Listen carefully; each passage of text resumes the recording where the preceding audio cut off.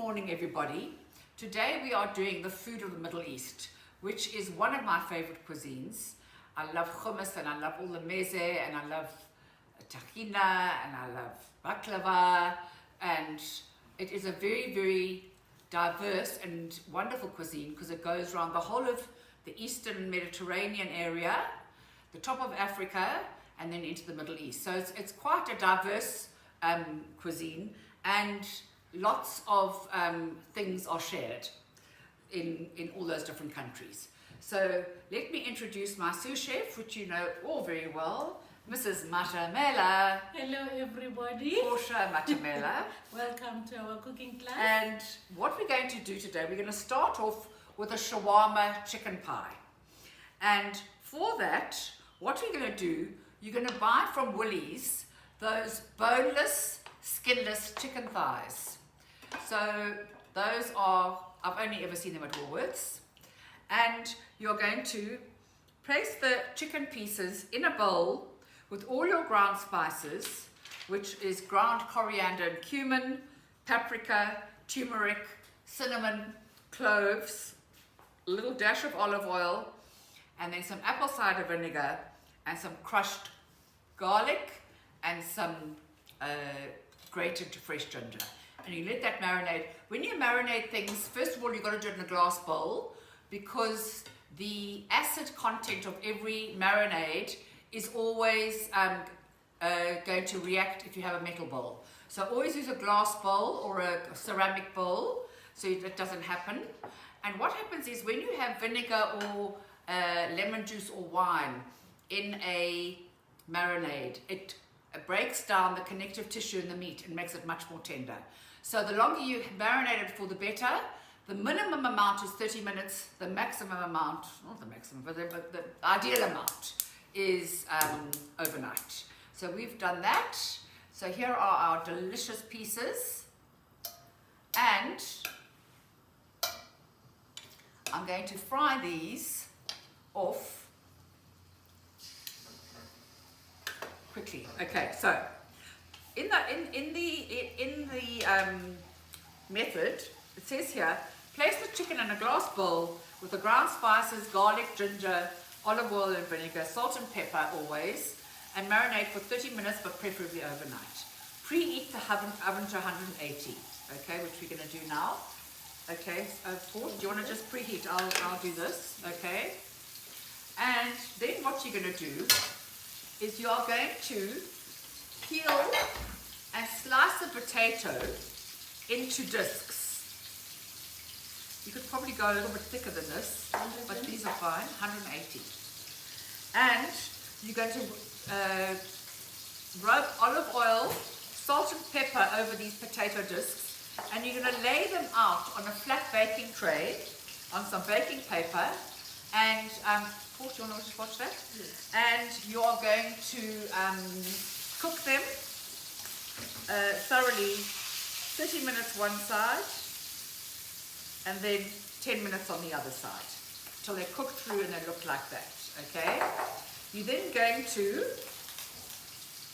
put some oil in a pan, some olive oil or sunflower oil, and you're going to fry off your onion rings that you've, onion half moons that you've cut, until they're softened. It takes about 10 minutes. And then you are going to add your chicken to that. So in this bowl here, I've got my chicken and the onion that I've already cooked. Okay, so this goes to the back.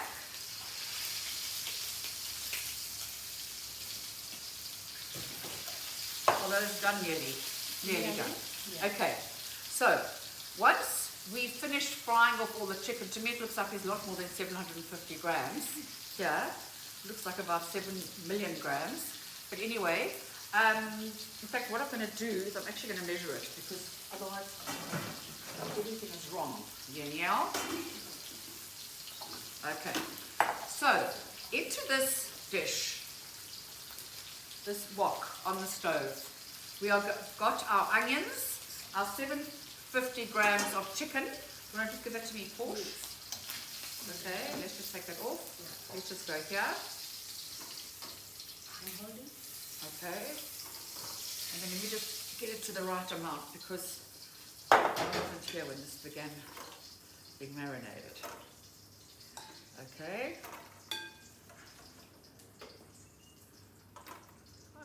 Yeah, it's a little bit more. A little bit more. This is 750.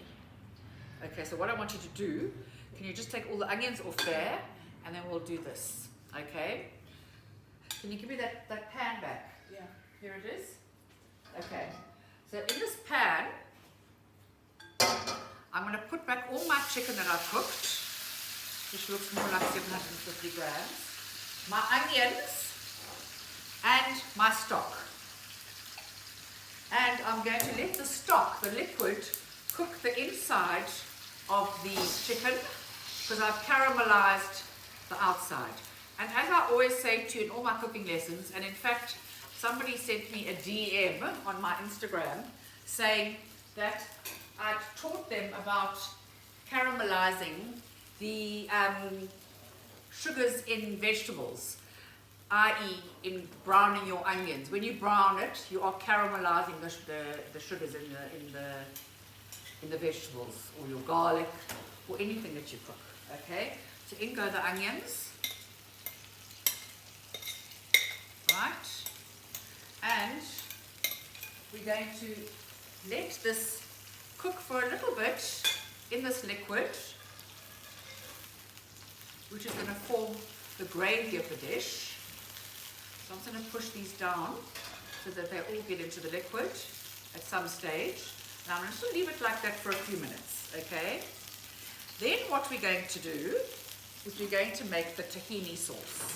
So what this dish is, it's a pie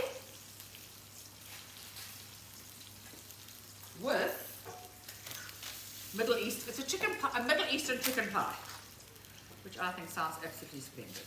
So what you're going to do is you're going to line the base of a round tin, and you are then going to grease it with a little bit of oil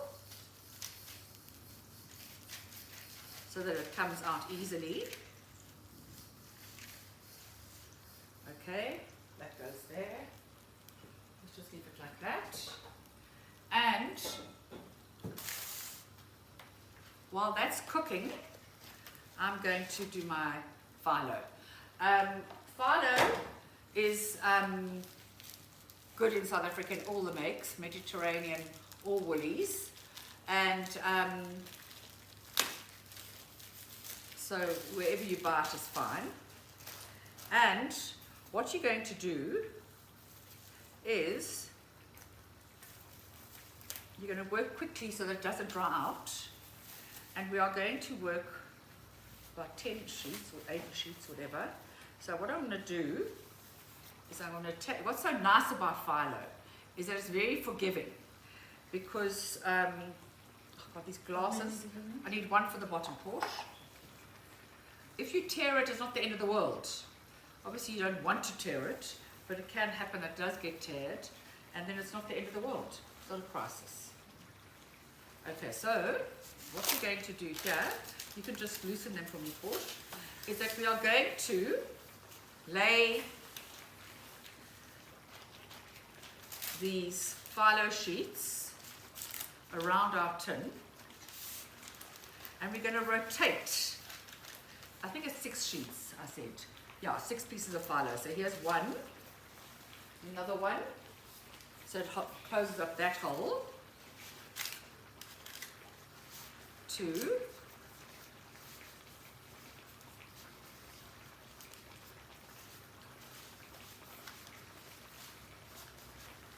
a little bit of touch of oil, although I don't really find it that necessary inside a pie. Okay, another one. So we're rotating. Oopsie, you see, like you tear it, don't start crying, because it doesn't matter.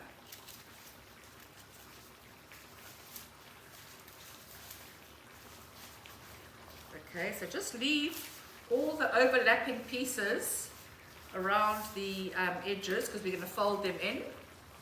This, in the meantime, the chicken's cooking like a charm with the onion and all the wonderful spices and ginger and garlic. So that's smelling unbelievable. It's got cinnamon and coriander. Okay. So now we're going to this side. Rotate, rotate, so every side gets the same size overlap eventually.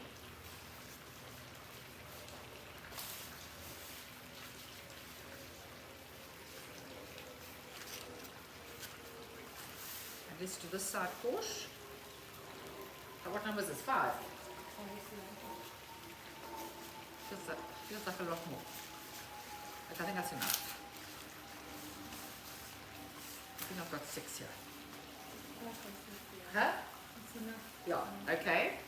And then what we're going to do is,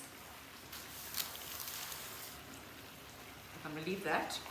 So what we're going to do now is we are going to put the potato slices on the base. Okay. So these have just been grilled with plain old olive oil, salt and black pepper.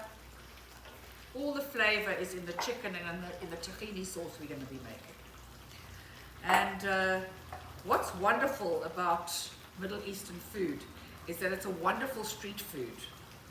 And I love cultures of food that have street food. And because it just means that people are out in the streets together and it has a different type of community, the country. Okay? Then what we're going to do, once we finish that, we're going to shred the chicken into bits and we're going to put it in there. But in the meantime, I'm going to make the tahini sauce that we're going to put on top of the chicken. Okay, so we're going to go like this. Whenever you mixing something on your counter, always put a damp cloth down because then your dish is not supposed to move. So into this, we are going to put the following. Some tahini, some yogurt, some garlic cloves, vada salad, some lemon juice, and a dash of honey. Now, as much as I love tahini, it does have a slight bitterness about it. So whenever I make a tahini dressing or a tahini sauce for anything, I always add a drop of honey, just so that it balances out the flavor. Can we put that in the microwave? Do you know how to do it? Yes. And just for 1 minute, just to soften it again. Anyway, here's my divine chicken. And I would say that it's just about cooked. And now we're going to shred it with 2 forks. Smells absolutely sensational. I remember when I went to Morocco once, we had a chicken pie on arrival, chicken pastilla it's called. And there was cinnamon in the chicken. And I thought, God, this is a very strange, sweet flavor with the chicken. But then you understand that that is the basis of their cuisine. And it's North African, and that whole North African going off to the Eastern Mediterranean use many of the same spices and herbs, and many of the foods that they make in those countries overlap in similarity. I.e., here is the cinnamon in this chicken dish as well, and nutmeg and all that. Okay, so I would say that this is done. I'm going to shred those now. Okay, so now what I'm going to do, okay, it's enough, okay. I'm trying to save the bottom of my honey. So if you have a bottle of crystallized honey that is looking ready for the bin, open your plastic container, which is now basically half melted, and open the lid when you put it in the microwave and put it in for 1 minute, and just soften the honey because one doesn't want to waste in the time of COVID. Right, so here goes my tahini, Now when you buy tahini, which you can buy at all greengrocers now, you'll find that the thick pasty sesames go to the bottom of the dish. So always dig in and stir, because the top's thin and the bottom is definitely thick and pasty. Okay, so you put 50 grams of this in, and then you're going to put 80 grams of plain yogurt. Okay, just a little touch more. Okay. Alright, so there's the tahini, a drop of honey, and just remember we're putting in some lemon juice also. So you definitely do need the honey to counteract the lemon juice. And then we're going to put in a little bit of salt and black pepper and some full cream yogurt.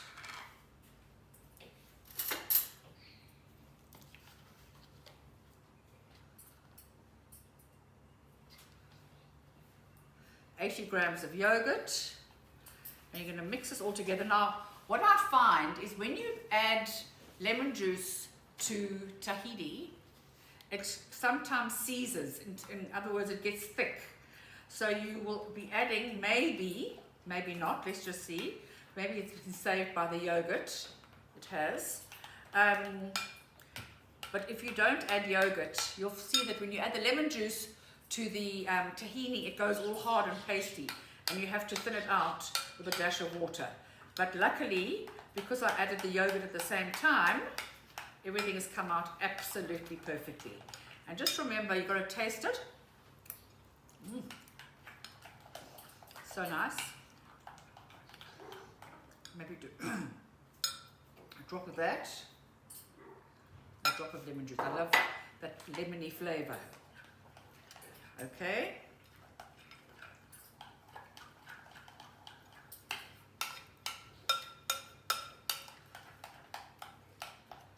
Okay, so that'll wait for our chicken to come through, and we'll revert back to that in a second. Okay guys, so now we are going to construct the pie.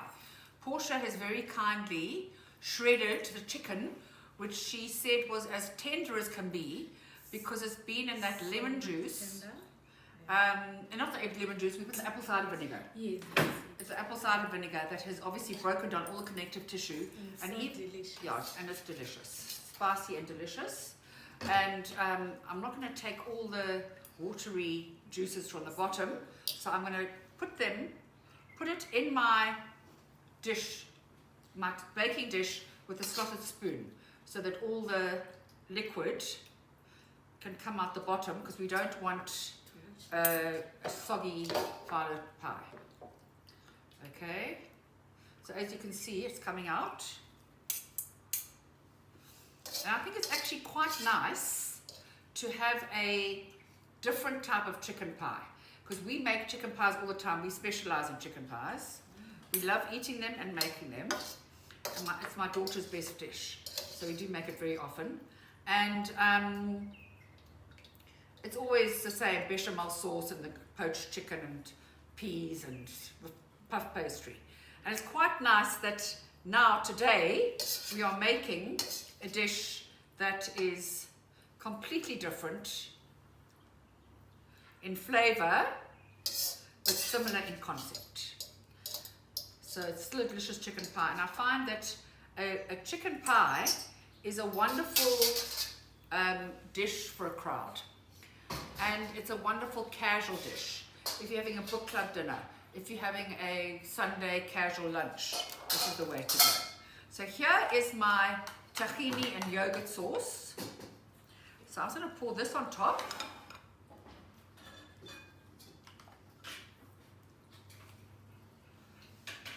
Which is going to give it another divine flavor.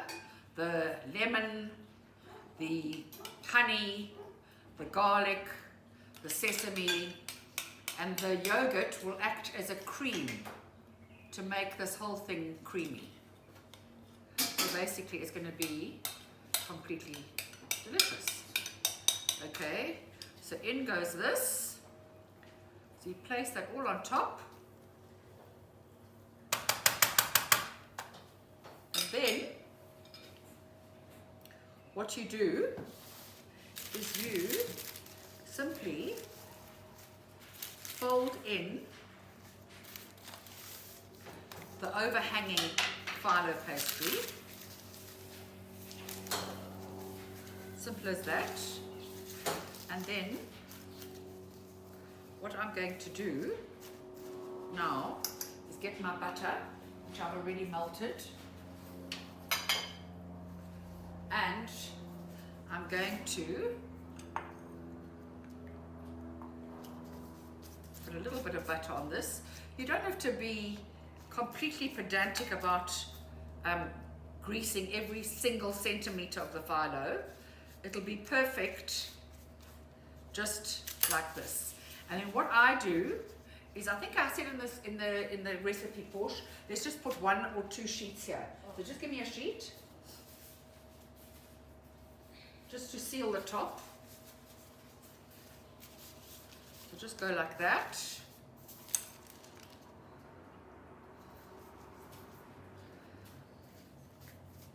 Okay, and then we're going to make scrunches of phyllo, which will make it look like a real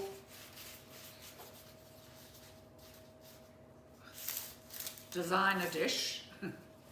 Designer chickie. Oh my goodness, on the floor, don't panic. Okay, this is a designer chicken dish. The 2020, the 2020 ruffle, how's that? Okay. Don't stop, Portia. Oh, all of them. Because you're two. You're 2 more. Yeah, that's what I want. Yeah. Perfect. One One was drop kicked on the floor. Right. Okay. So what I'm going to do now is I'm going to just dab this crinkled phyllo with some butter so that it takes on a beautiful golden color when it cooks. My oven's on 180, and this is going to be wonderful and crispy and golden before you know it. I'll also finish it.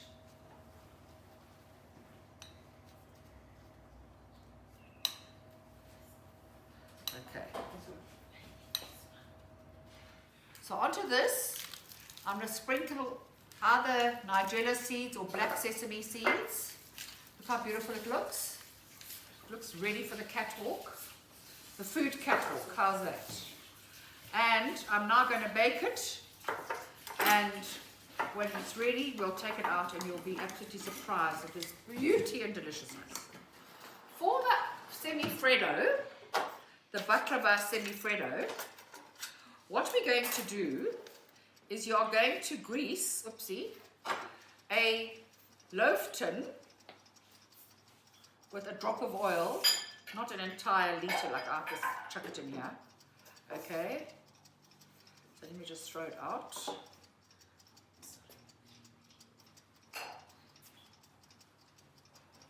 Okay, so you're going to grease the inside of the tin. The reason being is that when you line it with cling film, it'll come out very easily, 1, and 2, when you stick it in, it'll stick very easily. So basically it's a double whammy. It's a marvelous, marvelous thing. Now, I always buy perforated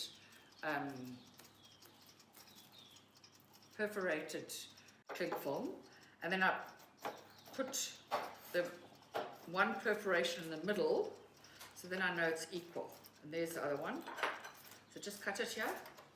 Okay. Okay, right.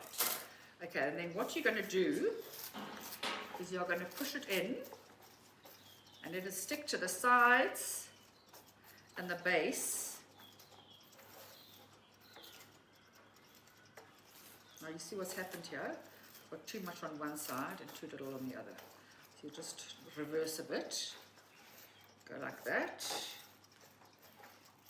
And because it's oily, it moves easily. So the oil is very, very important. Just a drop of sunflower oil, and then just spread it around the tin with your hands.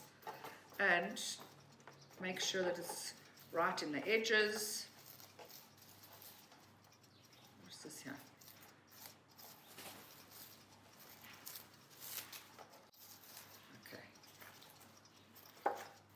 Just careful here. Okay. All right. So you look here, Jono.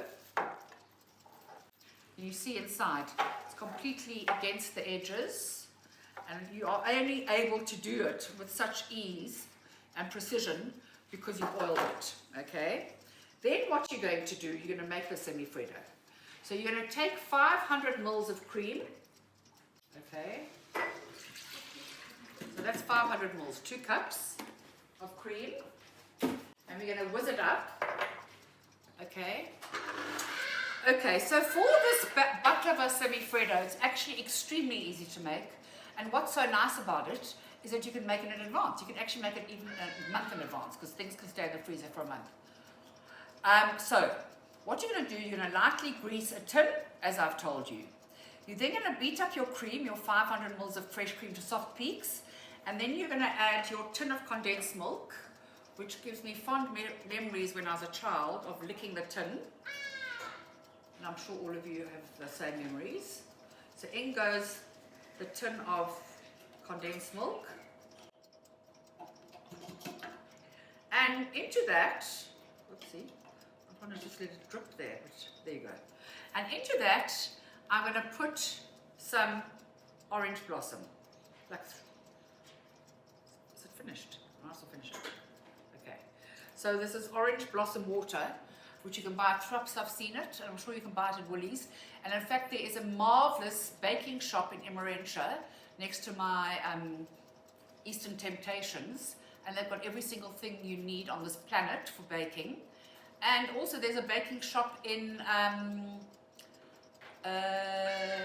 Hobart Centre in Bryanston.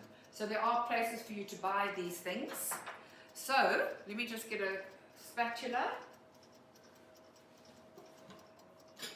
Make sure this is all out. Hold on, let's just get this up. Because this is the sweetness of the semi-freddo ice cream. And actually, this is my mother-in-law's recipe. And I make every type of ice cream imaginable on this earth. Because the base is the cream and the condensed milk, which you don't have to put into a, let me just have a little lick here. You don't have to put it into a ice cream machine, it doesn't get crystals. So the base is 2 cups of cream, 1 cup of condensed milk, and then you can add any flavor, whatever you like. I mean, once I added that Alovo ginger in syrup, I mean, you don't understand that ginger ice cream. It was off the charts. Anyway, let me just mix it up.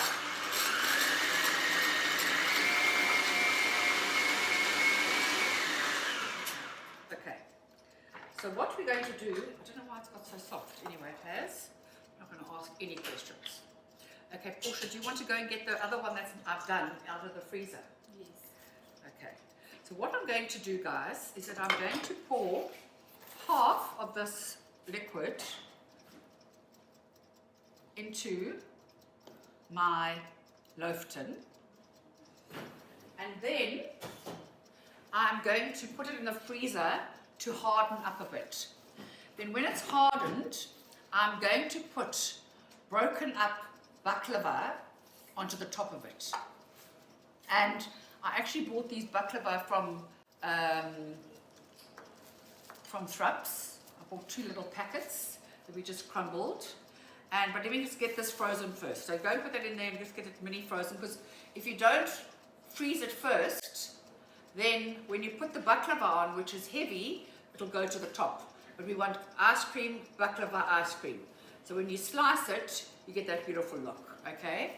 So now, this isn't 1,000,000% frozen yet, but it's certainly frozen enough for this particular demonstration. Portia, Do you want to give me the a platter? A long platter. Okay, so here is my orange blossom ice cream. Yeah, perfect. Okay, that can go.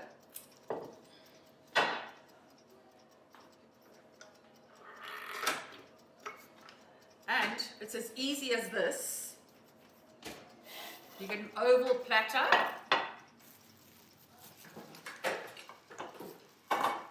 And because you greased the tin, it's going to come off extremely easily. Having said that, it's not coming off easy at all. Maybe I should put a hot lappy on top. Anyway, it's come. It's coming. Yeah, come. It's done. Okay, don't throw it away, Porsche. Just put that back in there. Okay. And then, how perfect, well, it's not the right size dish. Otherwise, all's going well. No, I'm going to change it now. Because I'm not lifting this thing up. This is not 100,000,000% frozen yet. So just wipe the sides with a piece of paper towel. And then, what you're going to do to make it really Middle Eastern, you're going to get pomegranates, which obviously we couldn't find today. In fact, I haven't seen them around for a while. And then I segmented oranges, and I added a little bit of honey into this mixture, so it's just to make sure that they're sweet.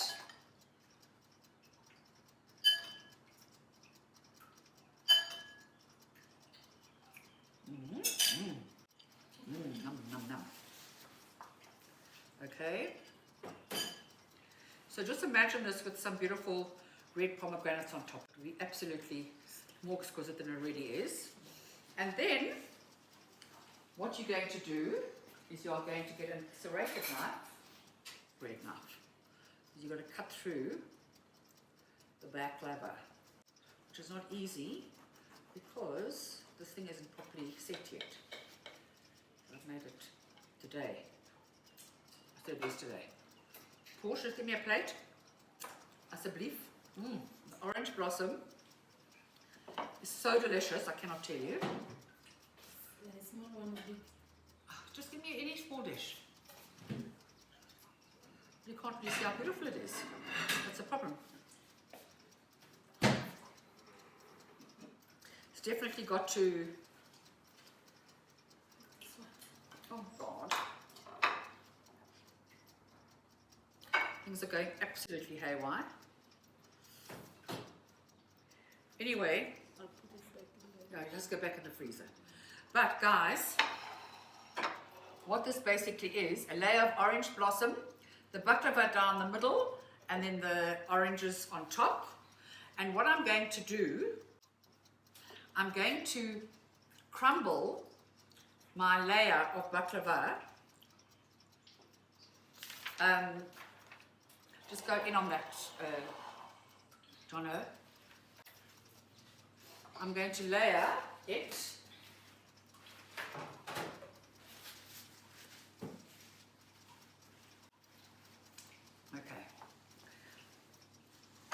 Okay, I think you can put that back. It's a wonderful, refreshing ice cream semi-freddo because it's got that orange, which is a very refreshing taste. Now what I'm going to do to make the cutting easier, which I have noticed that I battled a little bit now. So what I'm going to do is I'm going to make that into smaller bits. A quick whiz on my Magimix. And this should do the trick of making it a little bit easier to cut. So you buy 2 packets of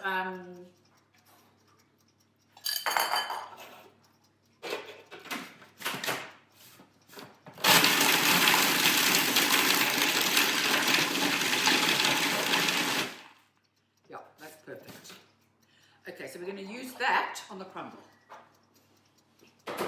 Go in here. Donna, look. So you've crumbled your baklava to a manageable consistency, because I only did it with my hands on that one. And you can definitely see that your ice cream must be hard, so that's why it's better to do it in advance. And your baklava needs to be slightly more broken down, so it's easier to cut through it. Because just remember, it's got syrup, so it's quite firm. Okay, so Meta, right. So now that was our baklava Silifredo, and to serve, take out the ice cream, invert onto a platter, pour the fruit over the cake, and garnish with mint leaves, and obviously the pomegranate seeds. Unfortunately, I think that they are out of season, so they are coming into the stores presently. But I mean, I always buy those little punnets from Woolies, and they are delicious. Now we are going to move on to the kofta. Now, kofta are a very Middle Eastern dish. When I was in Turkey, all the street food are those sticks with the kofta on, with chicken, with lamb mince. Koftas are big in the Middle East, and they're nice, casual type of eating. I'm not putting mine on a stick, but I'm definitely using minced beef. So what you're going to do, you're going to buy 3 large or 2 large aubergines, 2 or 3 large aubergines, and you're going to cut them like a zebra in alternate stripes with your peeler, and you're going to cut them into discs, salt them, and then rinse them and pat them dry. And then you're going to put them in a bowl, a little bit of olive oil, salt and pepper, and put them in the oven, and you are going to let them bake. I find that baked aubergines are a much more pleasant experience than fried aubergines, because fried aubergines just take up too much oil. Okay? So, what we've done is we've cooked our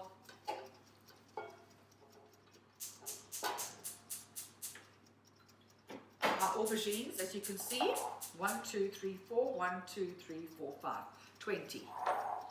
Okay, so 1, 2, 3, 4. I'm doing 2 together because I did extra.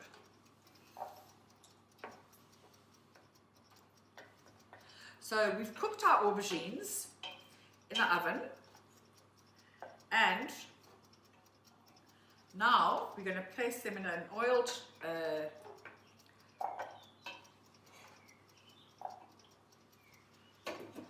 baking casserole dish, and we are going to then we're going to do the next step. Okay, so we've rinsed our aubergines, we've salted them, rinsed them, dried them, put them in the oven for 30 minutes and cook them through. Sometimes they cook through quicker, so you do obviously have to keep your eye on it, but some ovens are quicker than others, so just look at 25-30 minutes. Okay, then you are going to cook your onions. Put it over here, Porsche. Diced onion, which we really cooked, and come right into this pot. You have no living idea how delicious it smells. And you're going to cook them till they're softened and golden. Then you're going to add the tomato paste, and stir. And then you're going to add your tin of tomatoes, your sugar, your mint, your chili flakes, your salt and black pepper, and 60 ml of water. And you're going to cook it down. So what happens when you add water to your tomato sauce, it gives the sauce an opportunity to thicken, because it's got extra water to evaporate. So it becomes a lovely, gloopy, delicious flavor. Can I just taste the Flavours? Just check there's enough chili. Crikey Moses.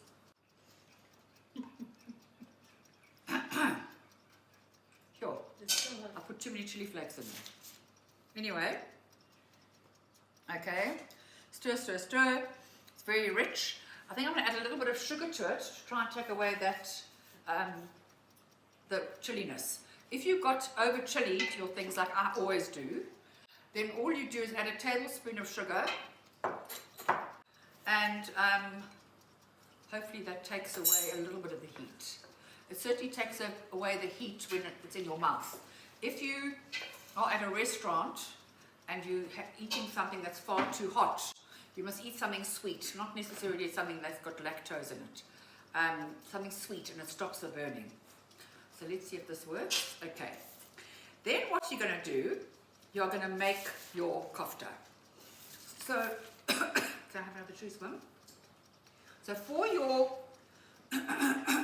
meatballs, you're going to get 700 grams of beef mince, and you are going to grate a onion into it, tomato, garlic, tomato paste, parsley, cinnamon, allspice, nutmeg, chili flakes, oh my god, and olive oil. This is a dose of chili. Okay.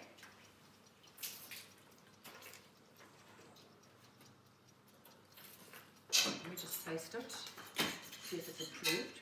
Sometimes what I do when I put in too much chili in my tomato sauce, I add a little bit of cream.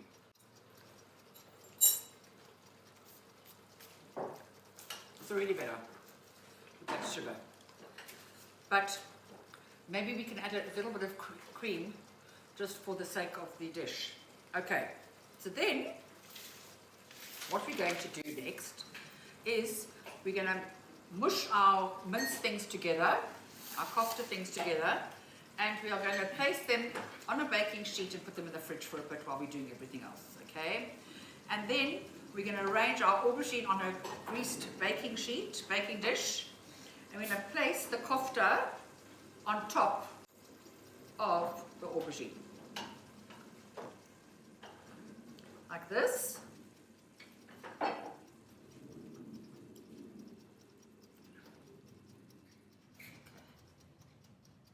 All right. Can go. And then what we're going to do, we're going to place a piece of tomato on top of each kofta. Now the thing is, the tomato is big and the koftas are smaller, so I think I'm going to do half a tomato, because the aubergine should have been this size as well, but things aren't always the way you want them. Okay, so on this goes my tomato.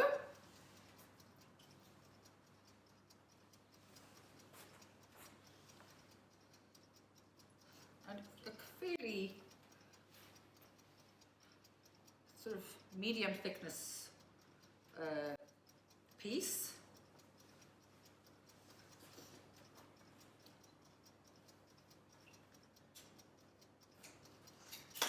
Okay.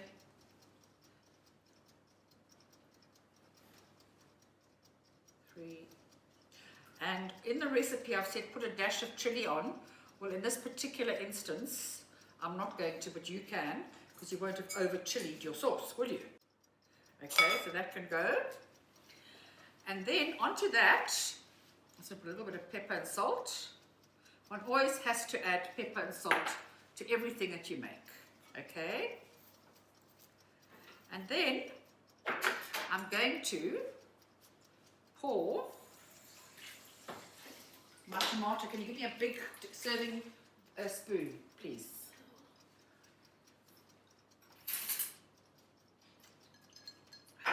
Thank you. Okay.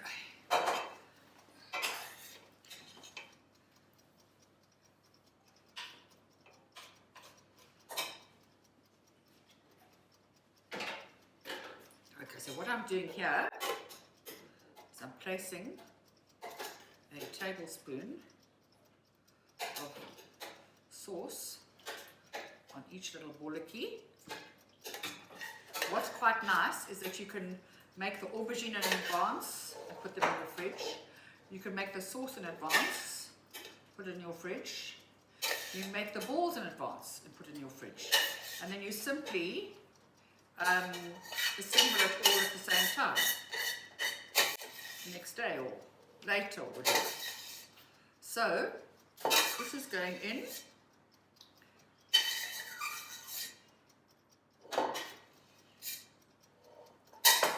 Okay, I'm not going to do chili, and then into that I'm going to put a little bit of chopped coriander and parsley, but I'll put more when I cook it because this is obviously going to be cooked into the dish. Okay, a little bit of dhania and a little bit of parsley, and when we serve it, okay, that can go to the oven. When we serve it, we will put some more, and we've toasted some pine nuts to go on top. So that's going to be our serving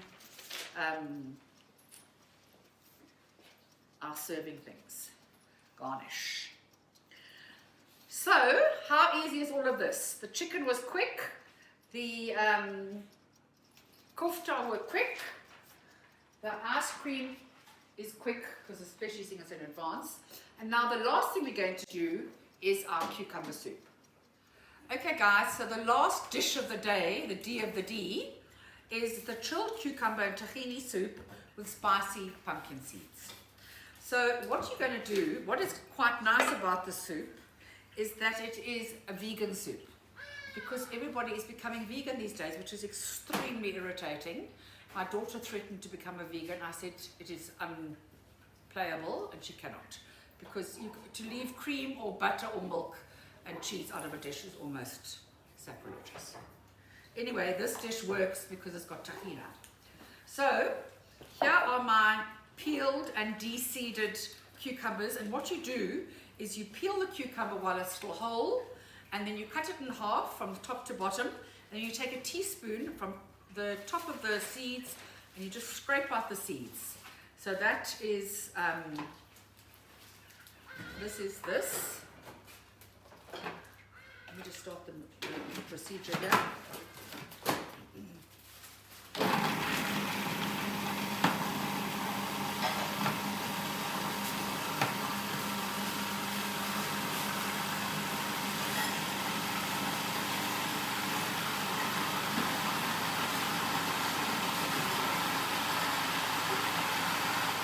Okay, so I'm just going to measure out 100 grams of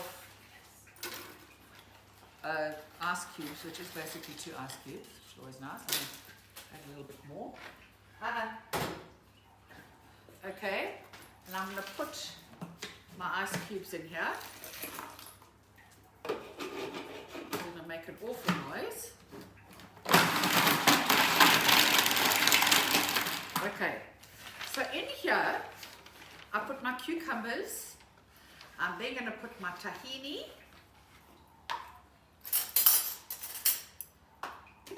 My beloved tahini. Which will be like a creaming agent. It'll be like a yogurt agent, because I normally always put Greek yogurt in my cucumber soups. So this makes it vegan by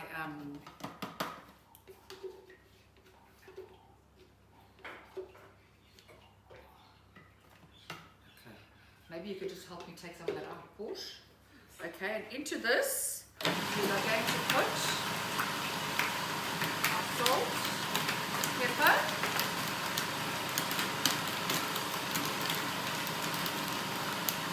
our dill,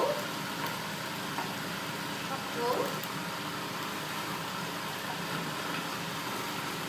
our lemon zest, and our lemon juice.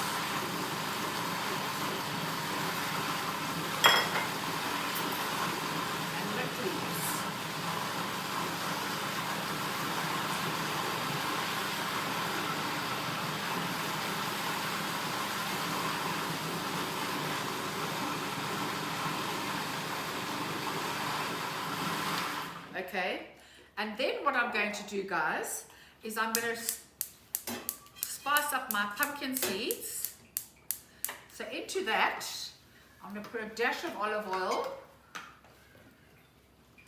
I've got more tahina in the fridge, eh? Yeah. One more. Maybe, let's see. Okay, and into that, I'm going to put a little bit of cumin, a little bit of ground coriander, little bit of chili. Going slowly on the chili.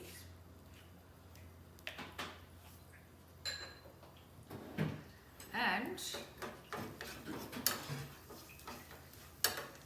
I'm going to let this wonderful spice, whoopsie, popping already, a little bit of salt. I'm going to let the spice mixture flavor these chili. And then what I'm going to do, I'm going to use this as garnish on top of the soup, along with my salsa of chopped tomato and cucumber. Okay, so let me just taste whether I need to put more, because I can measure it properly.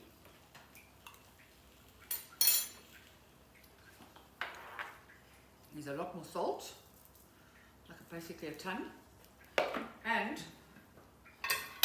a lot more tahini. Make it nice and creamy.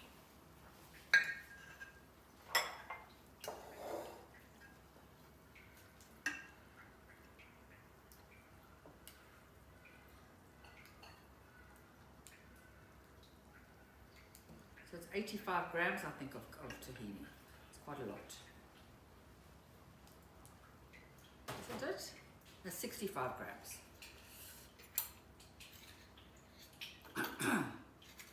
Chili always comes to bite you. Okay.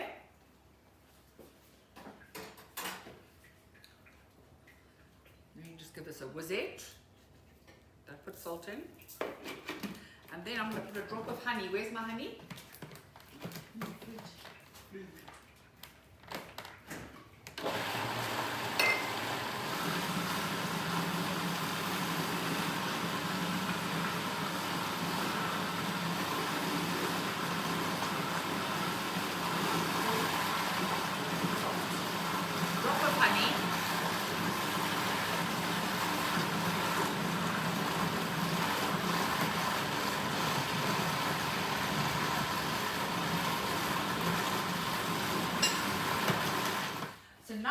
What we're going to do is I'm going to put a little bit of this chopped dill into my salsa. And Porsche, do you want to give me that dish? So here is this creamy coconut soup. And onto that, I'm going to put my salsa and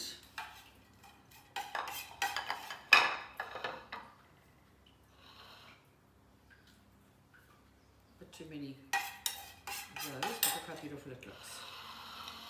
So there is my cucumber soup, which looks like unbelievable. Then we're going to plate the chicken pie. Hold on.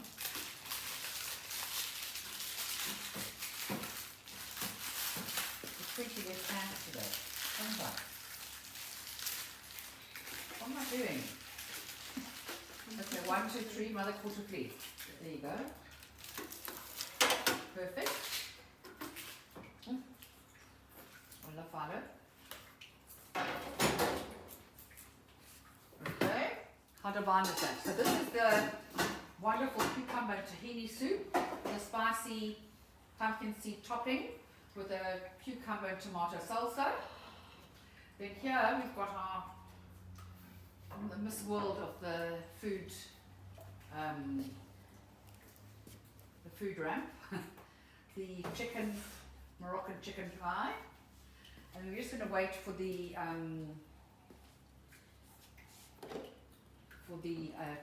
kofta to be ready. And here's my pine nuts to go on top. So on my baked kofta dish, I've got pine nuts, I've got my chopped coriander, and my chopped flat leaf parsley. So this brings me to the end of my Middle Eastern cooking lesson. I hope you've enjoyed it. We've done a wonderful cold soup, because actually it's almost summer again in the day. And I love the idea of a vegan soup with tahini. We've done this wonderful chicken pie, and we've done these wonderful kofta with the aubergine, the kofta, the tomato, and bathed in a tomato soup with lots of fresh coriander, chopped parsley, and roasted pine nuts.